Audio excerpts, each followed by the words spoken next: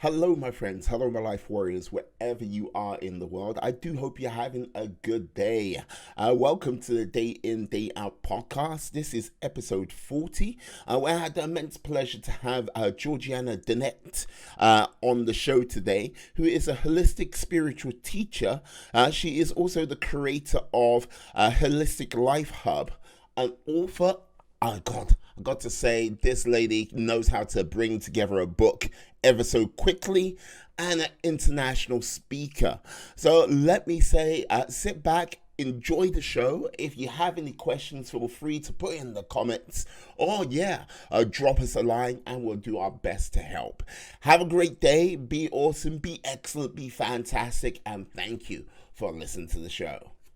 Peace. Hello, my friends. Hello, my life warriors, wherever you are in the world. This is the Day In, Day Out podcast. This is episode 30. Episode 40. And I've got Georgiana Danet, who is here with me today. She is a holistic spiritual teacher, creator of a holistic life, also an author and an international speaker. I could tell you so much more, but it's not about me. It's about the lovely lady here. Hello, how are you? Hello, I'm very fine, thank you, and I'm very happy to be your guest. I'm already having a lot of fun, and we are just starting it. Excellent. This is what I like to hear. Like, one of the things I've got to say, I'm quite sort of ignorant about this sort of holistic space. How do you become a holistic teacher? All right. Do you want a very short version or a little bit longer version? We have time. We have time. All right. So the journey started when I was a teenager. Mm-hmm. I was really believing very strongly that life is much more than what we can see with our bare eyes. It has to be more than just waking up, going to a job, coming home, eating, sleeping, waking up, going to a job, and so on. So I was reading a lot of books, and I was also fascinated by the spiritual dimension, paranormal powers, all kind of stuff in that area of life. So I was raised in a communistic country. We had a dictatorship for many years. So everything which was spiritual was forbidden. Mm-hmm. You couldn't go to an Aikido class or to a yoga class or whatever it was considered spiritual by the dictator. So when he was killed in 89, he was executed. I saw a poster in my city with yoga, a lecture about yoga. And because I was interested in anything related to spirituality in any form, I went to the lecture. I listened to, there were two teachers, a woman and a man. I was listening to them. And then at the end, they said, if you don't want to ask a question in among the audience so that everybody will hear you, you can just come on the stage after the lecture and ask a private question. So I went privately, to put it like this, to ask the question. And I asked, can I change my destiny by practicing yoga? They said, yes, you can. Okay, then I start. So that was the starting point. And I started with yoga because I really wanted to do more with my life than the usual, this waking up, going to a job, coming home, eating, sleeping. Mm-hmm. And I also wanted to improve my health because I had some health issues, quite a lot of stress when you live under those conditions. For example, electricity 2 hours per day, not so much food to eat, coupons for everything. So you could buy half a package butter per month, half a liter oil per month. Everything was in halves. Wow. Which So country was this? Romania. Yes. So it was quite a lot of stress, and it affected me, even if I was a teenager, and my parents took very well care of me. But it was the situation as it was. So I wanted to get rid of my health issues, but also to transform myself, to develop, to evolve as much as I can. And then I started from these grounds. But practicing the integral yoga system or the holistic yoga system, I realized that it's so much more to it than just getting healthy and not being stressed. And because it did so much for me, I just wanted to pay it forward and, if possible, assist other people in their transformation or evolution. So this is how I started. So I started teaching it for now, I think it's 28 years ago, it must be. Wow. And I've been practicing it myself for 31 years. And in time, I started, people started knowing me as a spiritual teacher. So I was invited to 15 countries so far to keep either workshops or retreats, and also because it became my life. I'm having a bachelor degree in journalism, but I'm not doing that so much. So I'm basically having as a main occupation the spiritual teaching part. I also wrote 3 books about spirituality. So this is how I became a spiritual teacher. I see. Like basically, like doing like being a yoga, like training to become a yoga teacher for 3 years, then basically practicing for 28 years. Then jumping, becoming a journalist. That is a bit of a, how can I say? That is an interesting sort of transition right there.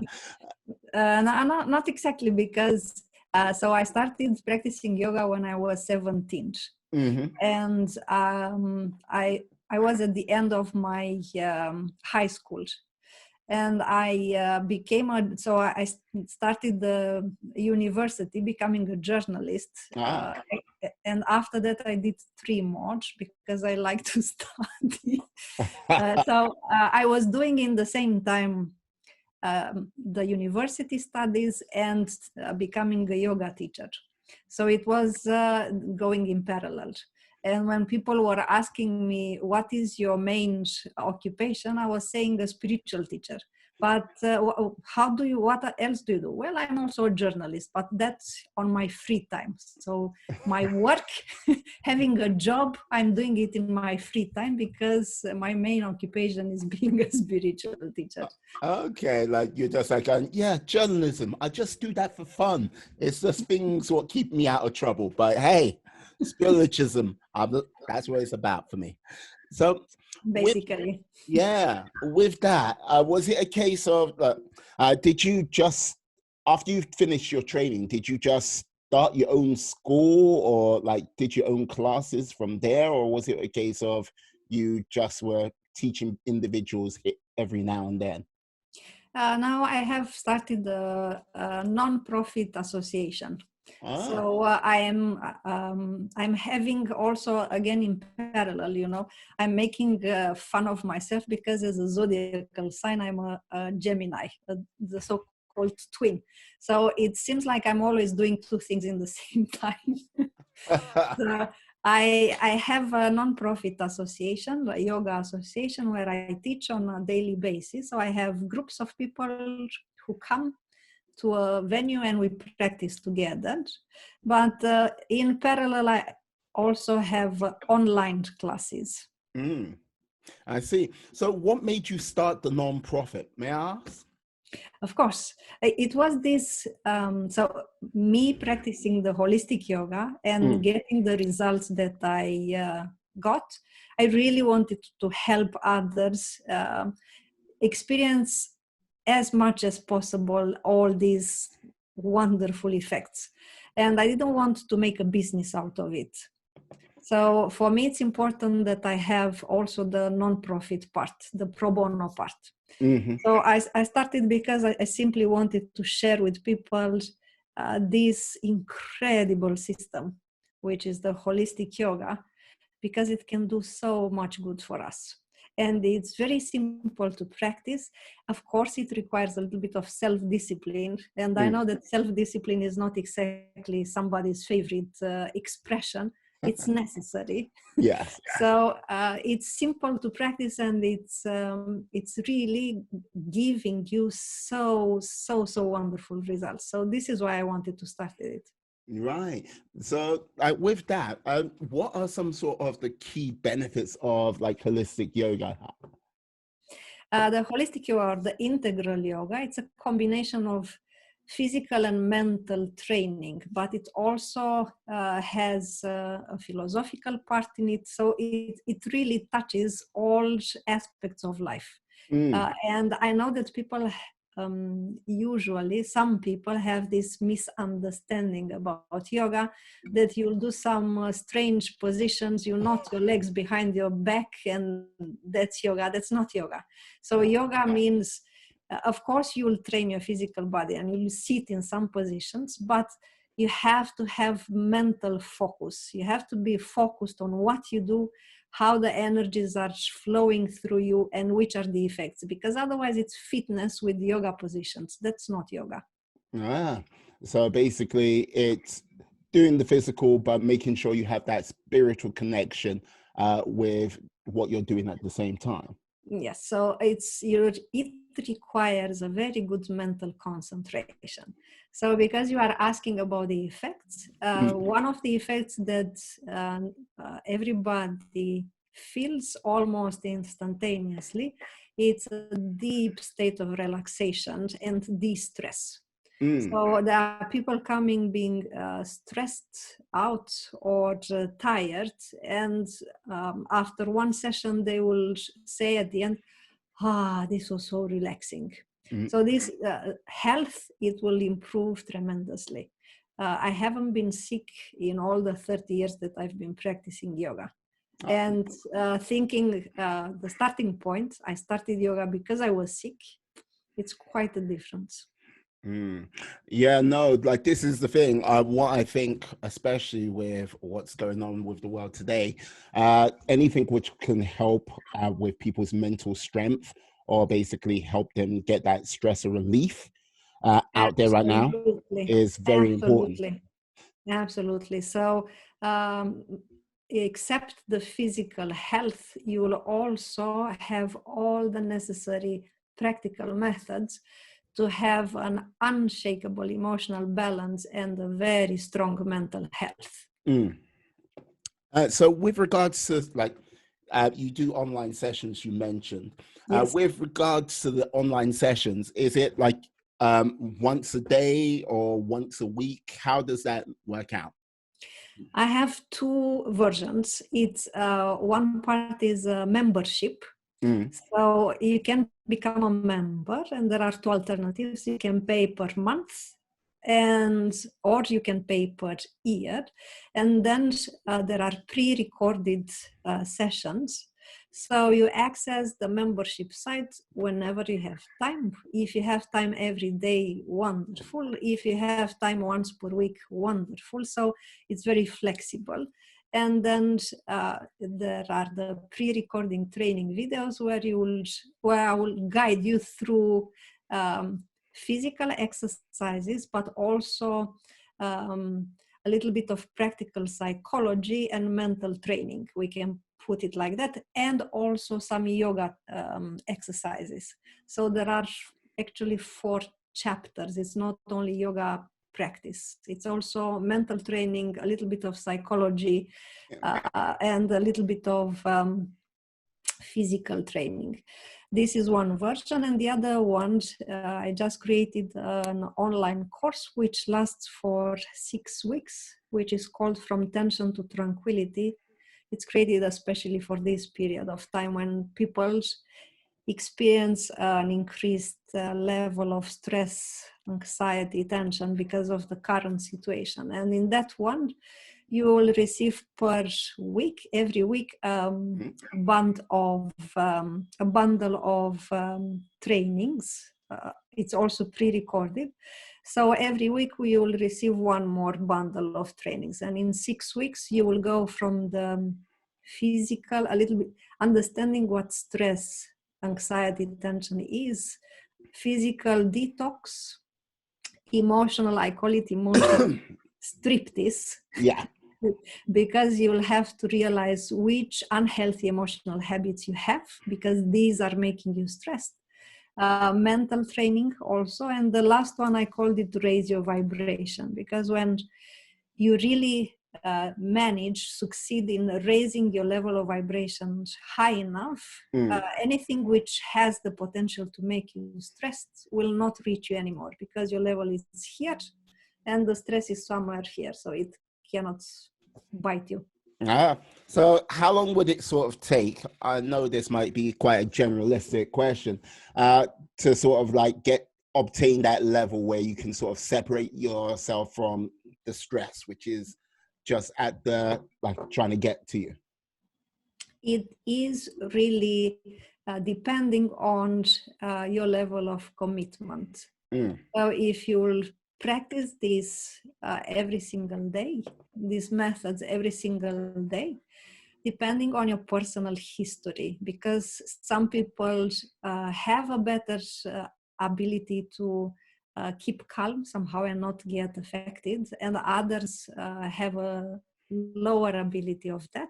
Depending on your personal history and ability, it can be a couple of months or it can be a little bit longer, but in 6-8 weeks you should be much better at not getting stressed.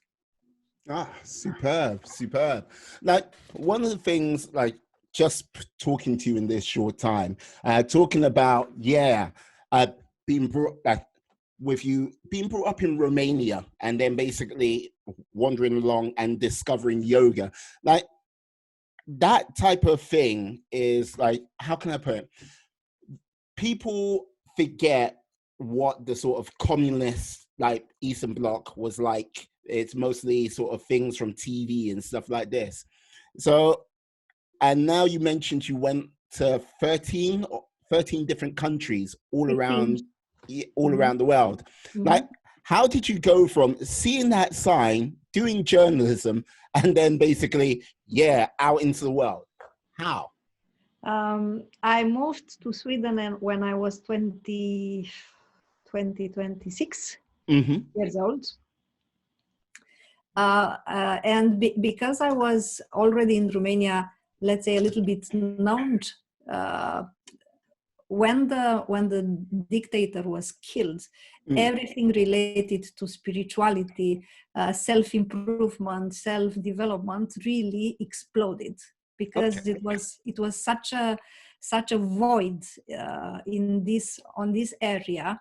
You know, people they were spied. So even if you went to a church, if you are a member of the Communist Party, you couldn't enter a church without maybe disappearing or ended up in jail. Right. It was really that crazy times.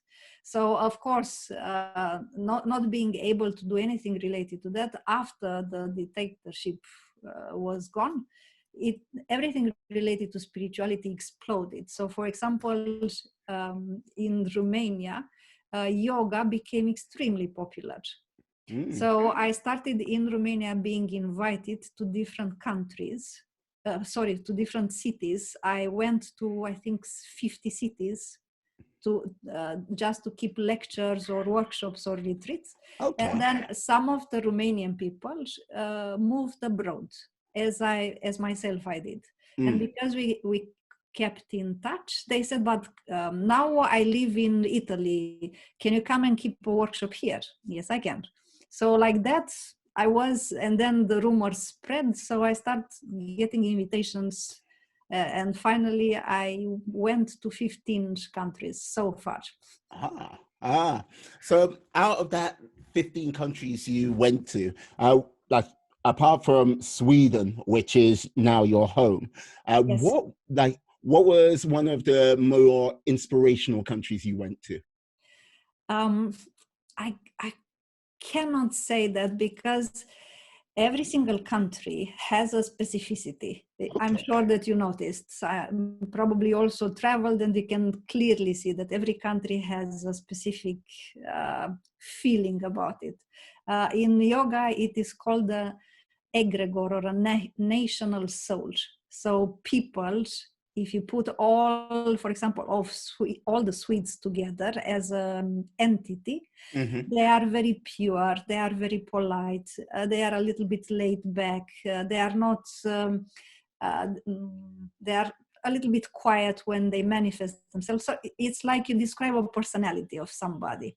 So every country has its, let's say, personality or soul. So every country for me was inspiring in different manners, and I could even see, keeping this exactly same workshop in two different countries, the reactions were totally different. So for me it was an endless source of learning in the interaction with people in the workshops. Okay, I see. No, like, this is the thing. When I sort of look back at my sort of life, I remember when I went to the States for, I don't know if you know about summer camps in America for the kids and everything like that. Not so much. Yeah, no, there was this, like, my first camp was called Camp High Road. It was a Christian camp. And like one of the most poignant things was seeing the Milky Way in all of its sort of glory for the first time. Like, wow. you looked up and then it's all of the stars, and it was just like, oh, like, you realize how small you are in the whole sort of universe with that sort of aspect. I was just wondering if there was like one sort of moment within the countries you had where you're like, oh, I had a real sort of epiphanal moment, life-changing moment where it's like, okay, I get it. Wow. I had two somehow similar experiences from this point of view. I was invited to India. And when I was in India, it's quite a big difference from the cultural point of view between my country and India. But when I was in India, I really felt at home. I don't know the language. I don't know so much about. I didn't know so much about the situation in India at that moment. But when I was there, I really felt at home, and it was also a little bit, let's say, funny, because people were asking me, "Are you originally from the north part of India? Are you an Indian woman from North India?" Okay. No, not exactly. Well, if So India is like in Europe, yes. so that was I loved being that because yoga, it's originally coming from India. So for me it was like traveling to the origins of this system. And then something similar I had experience when I was in Portugal. I was getting out of the plane in the airport. As soon as I put my step down in the airport, I just said, I'm home. And I didn't even, so the only thing that I saw was the inside of the airport. I didn't see the country, but it was such a strong feeling that, I'm home. And I really got along splendidly with the people in the workshop. And then I was invited many times after in Portugal to keep summer camps. Okay. for yogis and weekend classes. So I'm still when I'm thinking of these two countries, it's like I miss home. That's brilliant. That's brilliant. Do you think you're like, I don't know, do you think you'll like live in one of these two countries for a period of time, or is it a case of it's like your second home, but Sweden's your first home? if you think of reincarnation, if you believe in it, probably I lived in Portugal and India, because it really, I really felt at home to a degree, even more than I feel at home in Romania. Okay. Oh, that's brilliant. Yeah. Those like well, I would imagine like India, India, Portugal, Sweden compared to like Romania, like is considerably different. But it's just like night and day, I would imagine. But when you go sort of like Portugal and Sweden, they are going to be similar. It's like there's going to be sort of differences like weather-wise. There are differences, because, for example, the Portuguese people, Mm. they are very, very similar as an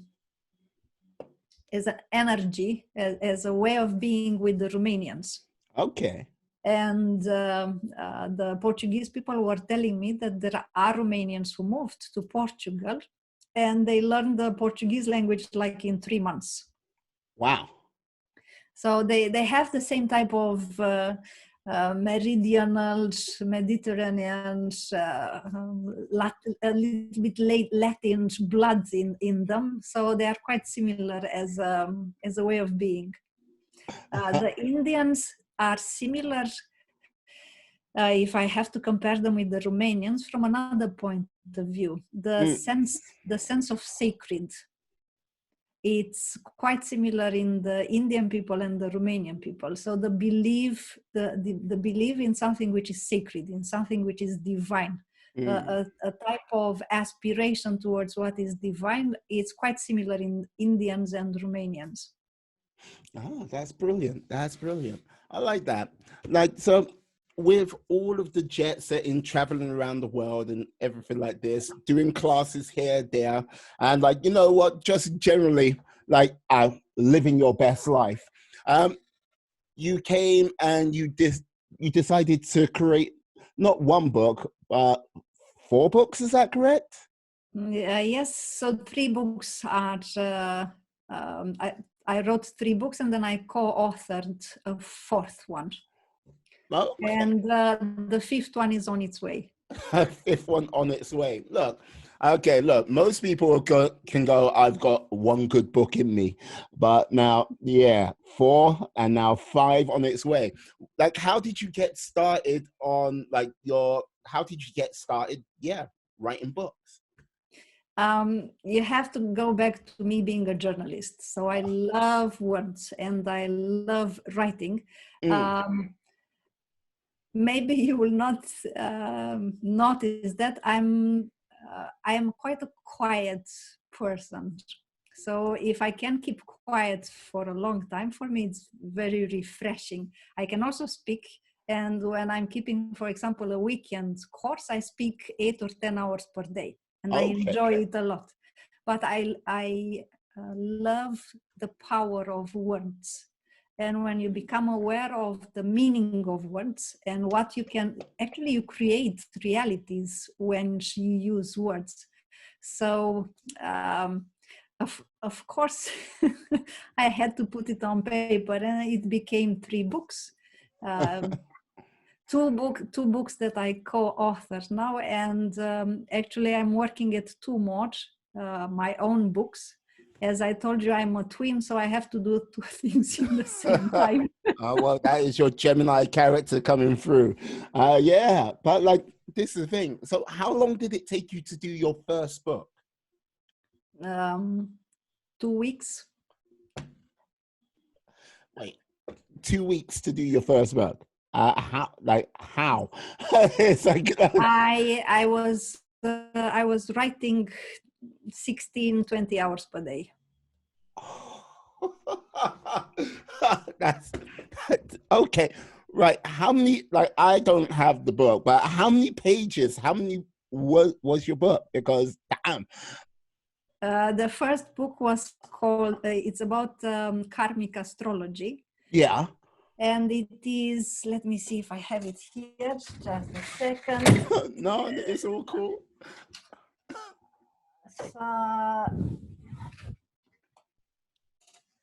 Just a sec. No 'Cause problem. I don't know the number of pages. This is the first book, Okay. Like, and it has that's 277 pages. no, I was about to say that is a thick book and it's not a small book. Like, look, come on now. Like, you did that in 2 weeks. Oh, look, okay, look, get like, come on Because now. I had the Christmas holiday for 2 weeks, so I had to go for it. So this is this is the first one. You're like, I had to go for it. I only had 2 weeks. It's like going, oh, come on. Wow. Look, that is very impressive because look, don't get me wrong. I've spoken to people, I've like watched interviews and people are going, yes, my first book took me, it took me a year of like silent reflection and writing each day. And I've had people which they've gone like, oh yes, it's taken me 10 years of blood, sweat, tears to get this book down. But for you to go 2 weeks to like, oh yeah, a book, yeah, 270 plus pages, like edit this, like 16 hours a day. Yeah. Wow. No, wow. No, I don't know. This is the second one. Okay, how long did that take you? 5 days? No. Now this took me a little bit longer because I didn't have a break, so I had to put it in whenever I had a little bit of time. Okay. And this is 215 pages. Yeah. So this one took me probably a month.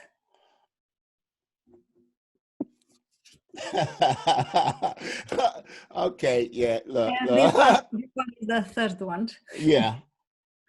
And because this has 400 pages, Yes. it took me, I believe it took me 4 or 5 months. Okay, look. Now that when you say 4 or 5 months, okay, but like 2 months. Wow, that is a hell of a lot of focus right there. Because look, as I say, there are many a person who've written a book, but it's taken them a long time. But for you to go, yeah, 2 weeks with the first book, 2 months with the second book, only because you didn't have the time, and then yeah, 4 months because it's like 400 pages. Wow. Would you describe yourself as a very focused person? Yoga helps you a lot with that. Okay. So you can increase your ability to be focused, and really it increases your efficiency tremendously. So you will be able to do something in in a very short amount of time better. So what I was doing and taking me a lot of time before, now I can do it in a shorter time and better. And this is all thanks to the integral yoga system practice. I don't consider myself being special in any way. It's just a matter of self-discipline, practicing yoga every day, at least 3-4 hours. So yes, you will get results. You will get results. And I believe, I'm thinking like this: if I can do it, anybody can do it. No, respect to you on that. Look, color me impressed. Color me very impressed. I've got to say it.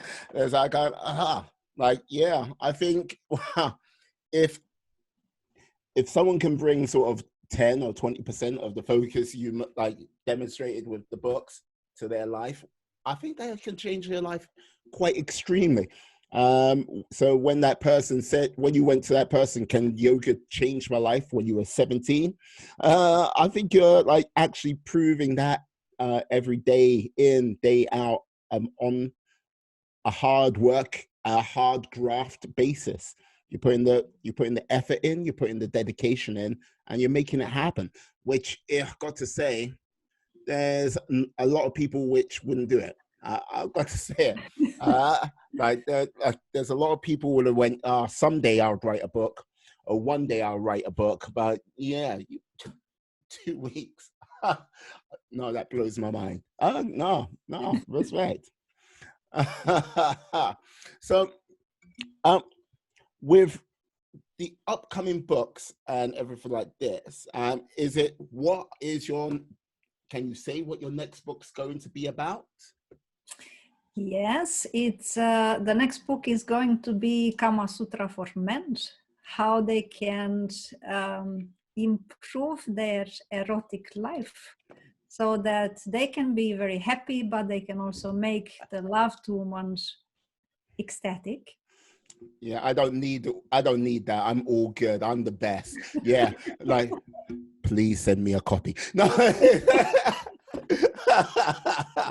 Okay, yeah. So, And another book that I was a little, so I structured the books in my mind. I know the flow of it, the order of the chapters, and then I sit down and write it.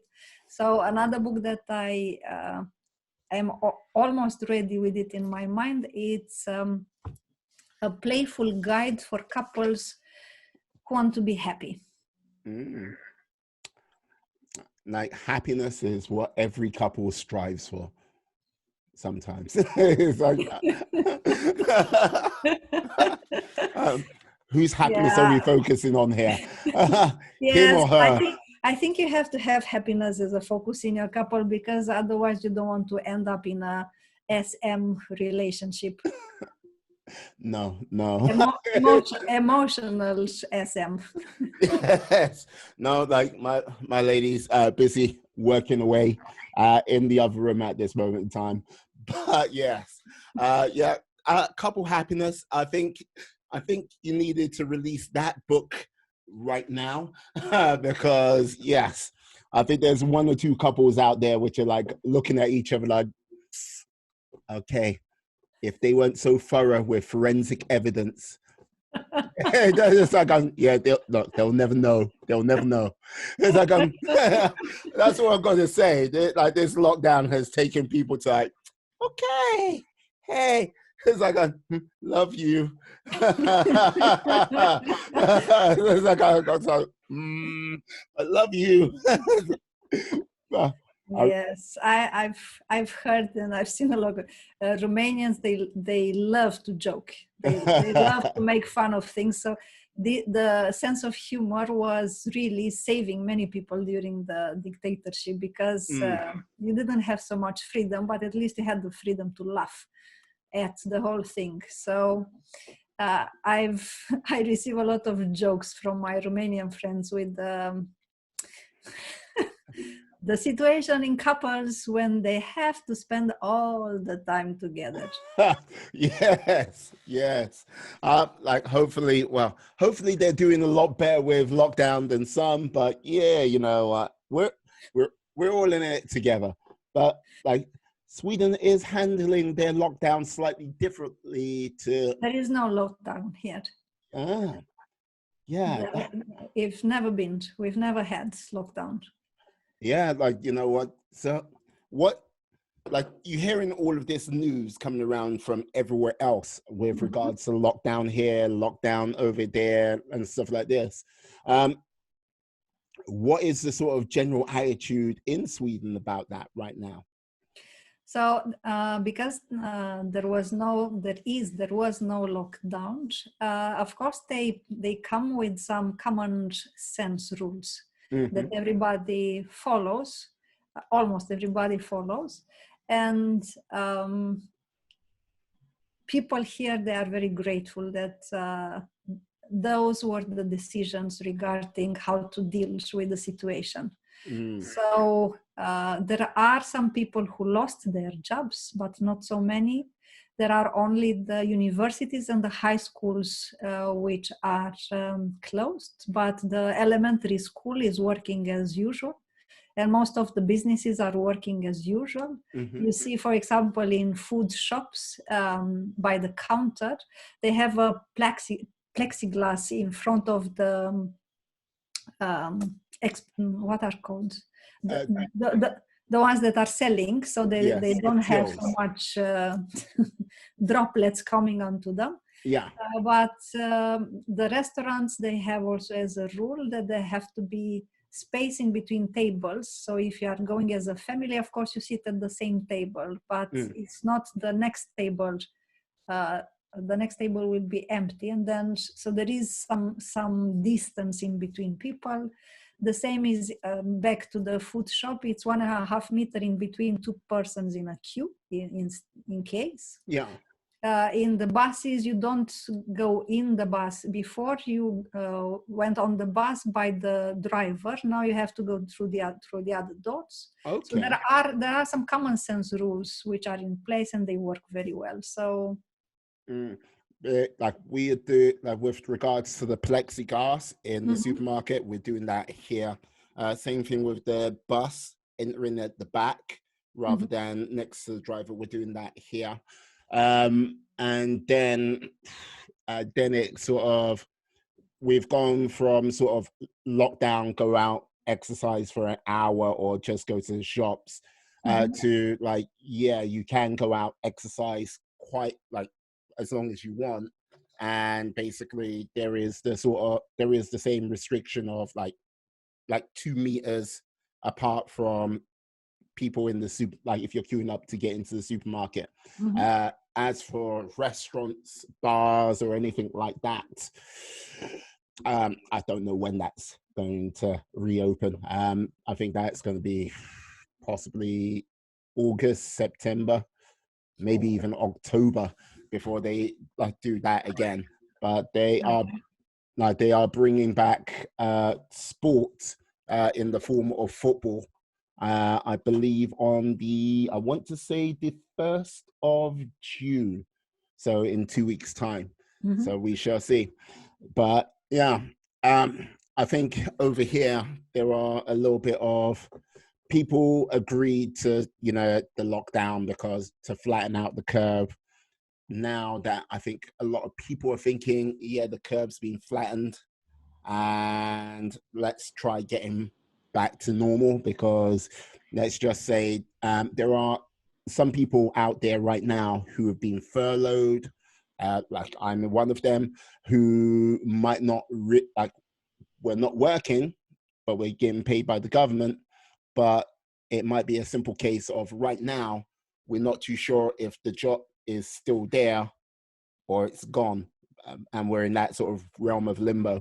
I think there's a lot of people want to get back to work and get life as normal as possible, whatever that might be, in the next few weeks, months, or year or so. And fingers crossed, I say. Yes, I really hope that people will start realizing that there are also other ways to deal with it than just to lock down an entire planet. Yeah, and this is the thing. I think there's going to be a lot of things which need to be addressed, and we can't do this forever. So whether it be a year, 2 years, or whatnot, there has to be a point where everyone has to get out there, mingle, and yeah, get back with it. Yes, definitely. Mm. But yes, yeah, no. Yeah, no, just be glad where you are right now. You can actually go out, go to I a am. restaurant. I'm very proud of how they dealt with the situation. Really, Good. so they didn't create panic in the Mm, population. And of course, if you think a little bit, you don't have to be a physician or a doctor or virusologist or anything like that. mm, If you respect these common sense rules, then you will be safe even if you are out there. mm. Yes, I think that is a healthy dose of common sense is most really needed for the rest of the world. Uh, Common sense and a little bit of practicality, and yeah, I think we'll be all better off for that in the future. But yeah, got to say, um, I've never been to Sweden, but like with regards to their attitude and approach, I'm sure I will be going there sometime in the near future, whenever we're allowed Um, to fly. it's a beautiful country, and the people are lovely here. So Mm, I'm sure that you'll enjoy it. mm. There are beautiful things that you can see, and it's a great experience to be here. Ah, excellent, excellent. May I ask, what is your favorite part about Sweden? My favorite part about Sweden is the purity of people, the purity and humbleness they have. They are not. It is not this type of, going behind your back, trying to cheat. They have this purity which I admire a lot, and humbleness which I admire a lot. They also have a great respect for nature. So for example, Sweden, I don't know of any other countries, but there might be, but I don't know about it. If you have a property, if you own a piece of mark somewhere by the sea, for example, and a little bit of forest, but it's your private property. Mm, In Sweden, there is a law that you, as a citizen of Sweden, you can enter their property. You can even camp on their property, but you will have to respect some common sense rules. You will not make a fire, so you burn down their forest or leave a lot of junk behind you. So, and you will not come too close to their home. But if they have a lot of lands and it's also by the sea or forest or something, mm. you can be on their property, because it's called every citizen's right to nature, something like that. Okay. Mhm. And they are they have this great respect for nature. So you will see it's clean. They don't junk down nature. They don't just throw bottles and whatever in the sea or in the nature. So I love that. I love that. Yeah, I see. Like Sweden, it's how can I put it? Sweden, like you may have went Portugal and India is your home, but like yeah, I think it like Sweden most really ticks all your sort of like cultural responsibility and environment and spiritual connections right there, top Yes, notch. yes. And I really believe that every country has advantages and disadvantages, Mm, beautiful aspects to admire and aspects to be improved. So I do my best to focus on the beautiful aspects, no matter where I am. It doesn't change anything if I'm just dissatisfied with something or annoyed with something, because myself I cannot change an entire country, but I can control my reaction to it and my inner state, and I prefer that one. ah, no, I like it. I like it. Yeah, that's brilliant. Huh. You see, now you make me want to be in Sweden. Like, come over and visit. But yes, Yeah, very welcome. I will. Yes, and yes, raise a glass of the local brew, and yeah, have a good time. I have to go there in the summer because winter time. No, that might be a little bit too cold for myself out there. But yes. If you are coming to south of Sweden, the winters are very mild. Many times it's even doesn't snow. So there are like 0 degrees, or when it is a tough winter, it's -9 or 10 degrees, but this is a tough winter. I see. Okay, yeah. When you say 0 degrees, like when you go, oh yeah, it's mild. Like I'm taking this from the perspective of someone who's been in Sweden for quite some time, and like yeah, that's like hey, it's like winters are not too No, no, bad. I just come no. over at like -20. Yeah. Yeah, it's from the perspective of me growing up in Romania, and I lived in a city in the Carpathians, up in the Wow. mountains, where during the winters, a normal winter was -20. So 0 degrees is really a mild winter. It's like, there you go. It's 0. Come on. I'm gonna just put on my t-shirt. We'll go out. Yeah, it's good. Just look at you like, no, no. Just, no, no, no, no, no. Ah, uh, so, uh, so the holistic podcast. How long have you been running that for now? Probably a year, but I'm not doing it on a regular basis because I don't have the necessary time. Don't have the necessary time. Oh, come on now. Now, you're a lady who did a book in 2 weeks, your second book in 2 months.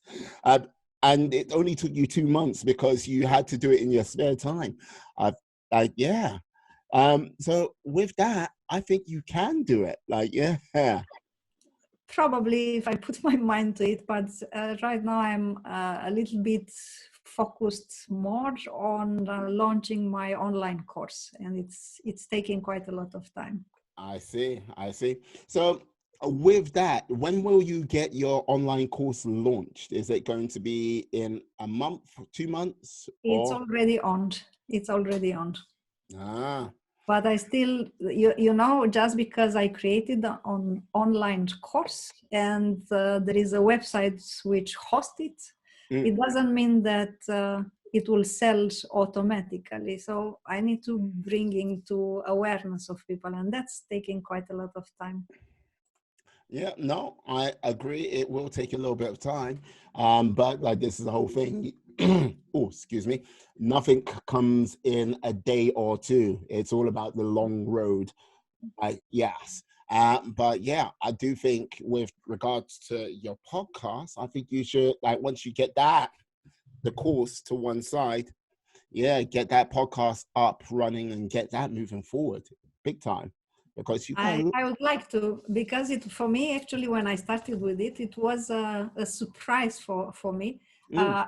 I've been a journalist all my adult life in parallel with being a spiritual teacher, but yeah. I always worked in the written journalism. And then when I started with the podcast, I was surprised how much I actually enjoy speaking.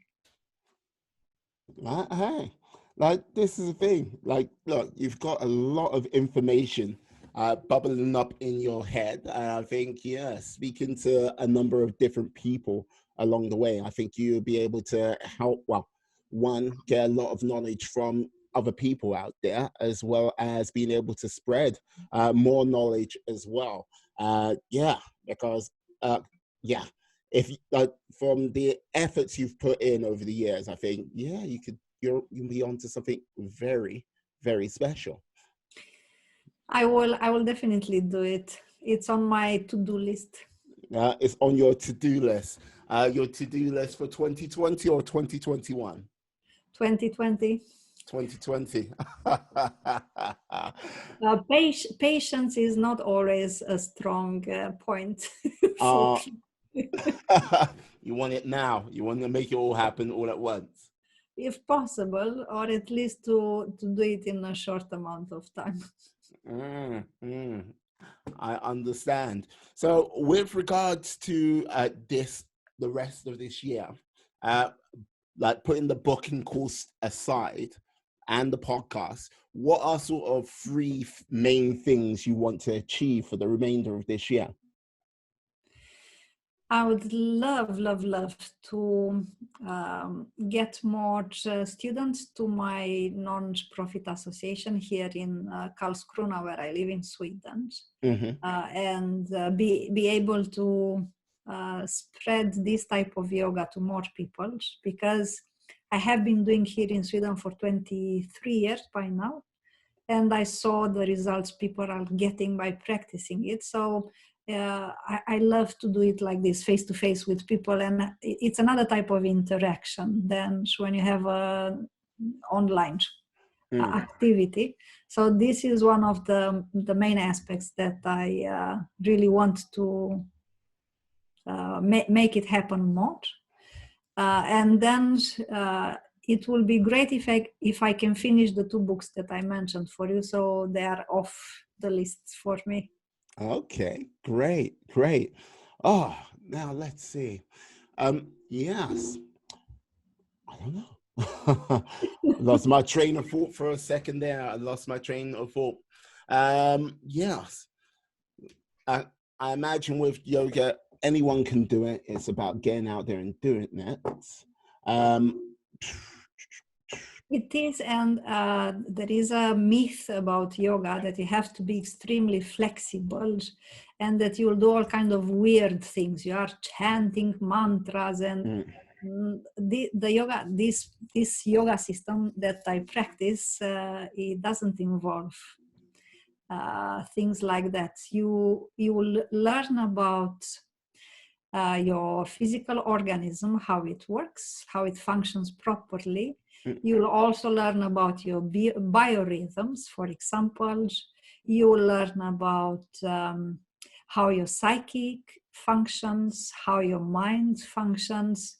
You will learn about what type of food is good for you so you can stay healthy. You will learn how to control your mind so that you'll start getting rid of, for example, negative thoughts, and eventually you'll be able not to have, not even to have emerging negative thoughts in your consciousness at all. You learn how to relax, how to get rid of stress, not only manage stress, because when you manage stress, you actually alleviate the symptoms, but you create stress over and over again. Alleviate the symptoms, create stress, alleviate the symptoms, but with yoga you learn how to get rid of it, so you don't create stress anymore, so you can stay stress free. You learned so many things about what it implies actually to be a human being, and also you start learning the fact that we, as we are right now, we make use of our innate natural capacities, maybe up to 5%. So imagine the best feelings that you had, the most amazing states you experienced, the most brilliant ideas you had, it's 5% of what you can. Brilliant. So when you with the help of integral yoga, you start developing this percentage. So you go from 5% to, if possible, 100%. Why not?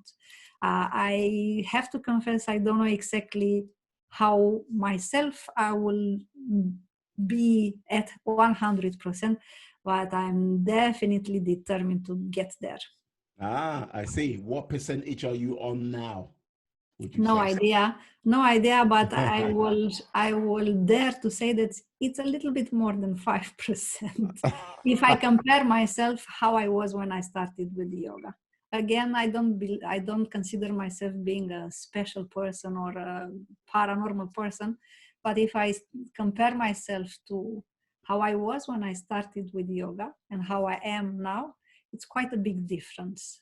As a health level, for example, as a mental focus, as a inner well-being and emotional balance, ability to stay away from stress, it's a huge difference how I was when I started practicing yoga. So maybe 6%. Okay. Let's see. Hopefully, along the journey, and by the end of the year, we'll get you on to say 10 or 15%. And yes, get you rocking in the right direction after you get the two remaining books done, and yeah, get your course launched. Oh my God! Look. I have to say there are a few people I will meet in the world which are like, okay, I like make me feel like I'm not doing enough. You are definitely in that category of people where it's like, yeah, I feel lazy next year. Yeah, makes me think I should be writing or doing something else on top of this. But yeah, I've got to say, it is a pleasure. It's an honor to have you here today. Would you be able to tell people where they'll be able to find you on the social media, the internet, and other places? Yes, I think the easiest is to go to my web page, holisticlifehub.com, and there they will find the links to all the social medias. So it's the easiest. You have all the links gathered on the holisticlifehub.com. Okay, what I'll do as well, I'll put it on the show notes, the description, where all of the different social medias where they can find you. By all means, yes, please check out Georgiana's page. Go out there, meet up, and yes, and hopefully you'll be able to do a little bit of yoga, relieve some stress, and yes, hit your 5%, 10%, 20%, and more. But Yes, it's actually, if you think, it's when we are speaking about this, it's we can do it. We don't. So there are not only a few chosen ones who have what we call paranormal powers. Are actually normal powers that are just sleepy. They are dormant. They are in a potential form.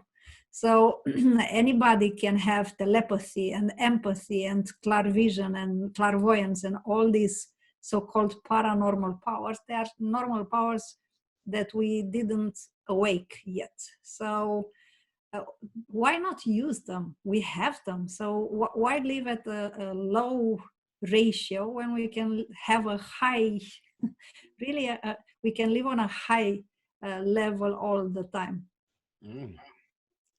Indeed. I love it. Georgiana, thank you very much for your time today.